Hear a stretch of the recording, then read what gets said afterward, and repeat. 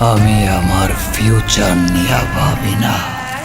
ও মাই god, আমাদের megastar Shakib খানের বরবাদ মুভির টিজারটি দেখে রীতিমতো অবাক হয়ে গেছেন ইন্ডিয়ার জনপ্রিয় অভিনেত্রী পুষ্পাখ্যাত রাশমিকা মান্ডানা। তিনি শাকিবের প্রশংসায় পঞ্চমুখ। তিনি বলতেছেন, এটা কি বাংলাদেশের সুপারস্টার? আমার তো বিশ্বাস হচ্ছে না, এত ভয়ঙ্কর লুক, চোখের চাউনি পুরোই দুর্দান্ত ছিল। প্রথমে ভেবেছিলাম এটা কোনো তামিল ইন্ডাস্ট্রির মুভি হতে যাচ্ছে, পরে খোঁজ নিয়ে দেখি না, এটা বাংলাদেশের সুপারস্টার শাকিব খানের মুভি।